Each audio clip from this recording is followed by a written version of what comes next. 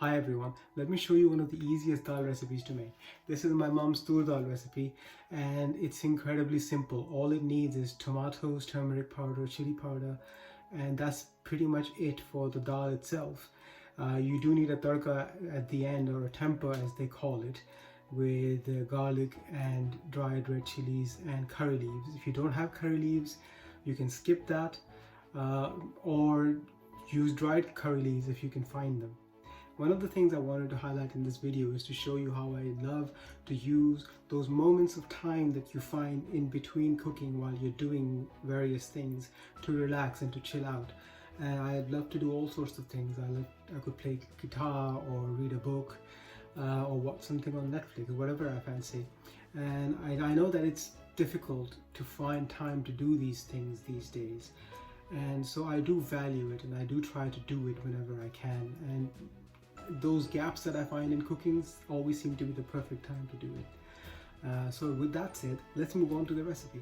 So we start this recipe by measuring 1 cup of tur dal, and we need to wash this for a couple of times, or maybe 2 or 3 times in the sink until the water runs mostly clear, and then we need to soak this for about a couple of hours. And of course, with that, here comes our first opportunity to relax and do something for a couple of hours. So I'm going to pick up my guitar and practice.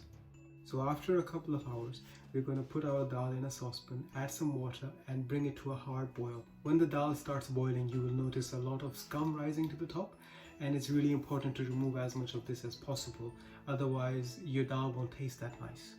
After you've removed as much of the scum as possible, we can now go ahead and add our tomatoes, turmeric powder, chili powder, and a couple of pricked green chilies.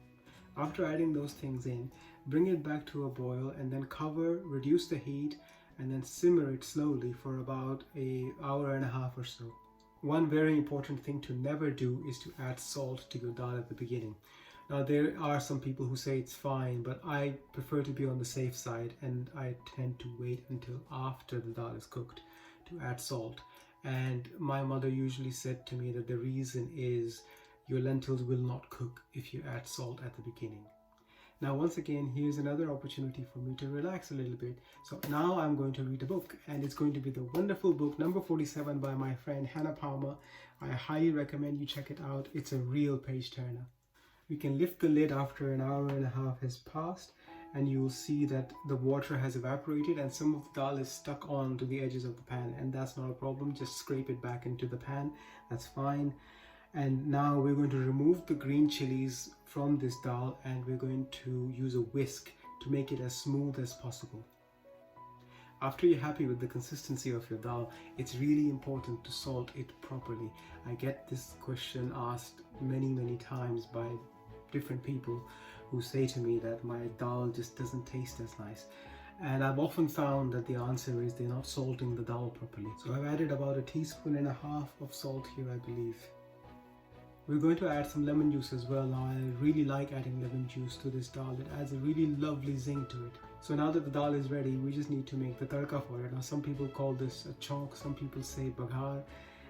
All it is really is a simple frying of some dried spices in either butter or ghee or oil, which you then add to the top of the dal for flavor. In our case, we're going to add some garlic, curry leaves, and dried red chilies.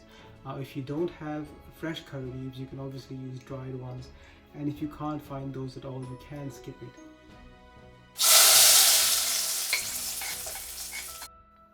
And there you go. This is the simplest dal recipe ever. I do hope you try it and you enjoy it. Let me know how it goes. Thank you. Bye.